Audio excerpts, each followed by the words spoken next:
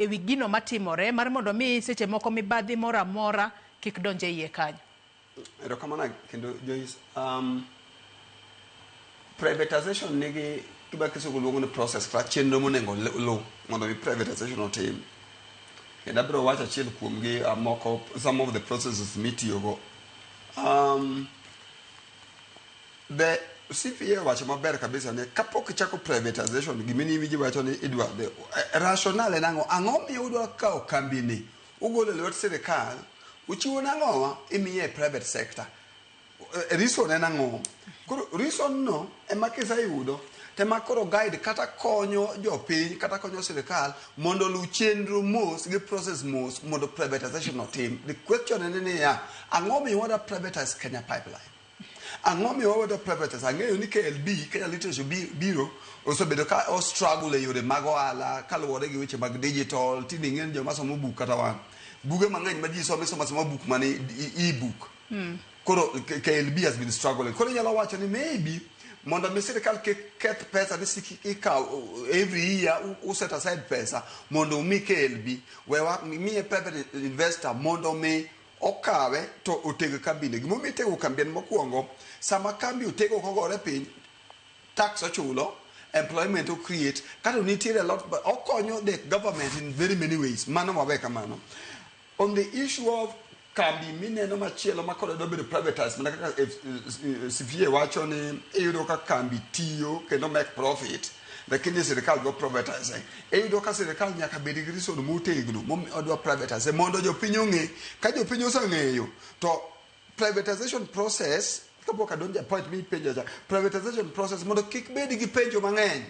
Ang'o momiyo gini ka wabunge osechako question ng'ani wabunge ga joma represent jopiny gibiro dhi e jopiny wacho ni ng'eni idwa kawo kambi mar Kenya Pipeline tiuso ne ng'ane gi ng'ane kata gi riambo to nyalo kelo koko. Now process mar privatization chakore ni ya the minister mochung' ne finance kata treasury loso gimiluongo ni brief mar privatization ni waneno ni mondo wa privatize kambi 1 2 3 4 5 kaluwore gi reason 1 2 3 4 5 and as wacho ni reason go nyalo wacho ni inyalo temo revitalize kambi kata kambi mane dwa gore piny bata kapok adhi nitiere privatization ariyo wadwa jopiny ong'e.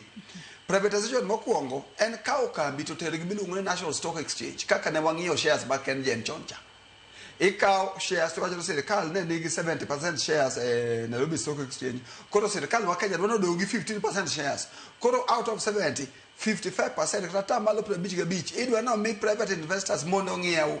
Samosa dio ng'iew shares to market capitalization kata value mar kambi no dhi mbele to pesa ma sirkal oyudo nyalo tiyo gi infrastructure kata nyalo tiyo gi eyo mora mora mara tiro makelo dongruok ne jopiny. Mane process monego itiyogo. Mana option 1. Option number 2 en wacho ni ya ni Sony Sugar of productive. Koro gimoro timo ka jopiny wadwa kawo Sony Sugar to auso. Mongiso ne sirkal kawo Sony Sugar to uso ne private investor to dongi percentage matin. A strategic company machalo Sony Sugar gini okay uste ibede gi minority shares mo dongo ka matin. Now minority shares no sirkal ema dongo nikech kata kaluwore kod uso kambi kata kete lweji giwegi kambi mar KPC wacho ni government retain no less than 35%. Nikech ang'o? Gimomiyo ma is a strategic asset mangiso ni ya nyaka ibede board for decision making. Nitiere weche paro moko minyal kete board manyalo bedo ka interfere kata rocho ratiro mar jo public. Kenya Pipeline ng'eni ka gimoro timore ta mafuta ko biro Kenya kaka juma achiel ng'eni economy ma Kenya ogore piny.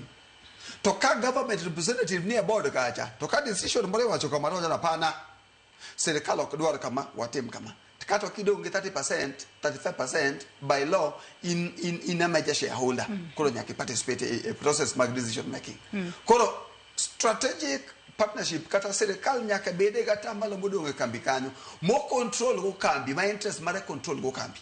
Safaricom no usi kid mang'io shares mag Safaricom sa nyalo ng'iew but sirkal odonga wadonge shares. Koro gima cabinet timo CS for treasury en oloso gimiluongo ni privatization brief obedo pin to kaka nosa wach ni kambi to loso policy mono ma brief to wacho ni ya wadwa privatize kembe 1 2 3 4 5 based on this to my process modo privatize kambi ni wado tele na Nairobi Stock Exchange kambi ni ene do use ne ngane kambi ni edo tim kosa timo kamano to gini dhie cabinet to cabinet bedo pin to somo gimano timno ma approve ni CS treasury karach kaber los kaber kagino de kamano tika ogini titero kanye itere National Assembly koro National Assembly kata parliament monego beni ratify the process kata puodho process mar privatization koro ko wuok kanyo eka ko dhie privatization authority koro privatization authority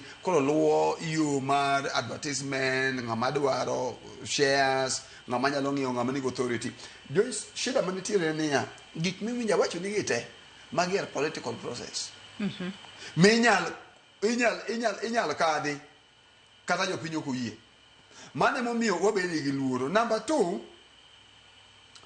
Kenya Pipeline en kambi ma aparo kane wan ga kana wadongo gato kane winjo ngato tiyo ka pipeline nikech gin ne charo energy companies compensation magine ber kendo ne gin lucrative companies koro gimomiyo idwa us kambi makama magi question ma ji penjo is it what will make meaning mondo wakaw Kenya Pipeline wakete lwet magi penjo baka jopinyo penjo to kikitimri nade kipuuza kata wacho rach gima wadwaro ni ya the process of privatization kaka winja timo ni no onego bet transparent koro in gi yan onego bedo represented kanye a ratification mar member of parliament koro ko chope member of parliament ng'iye to reject kosa reject to dok ne cabinet duoke ne CS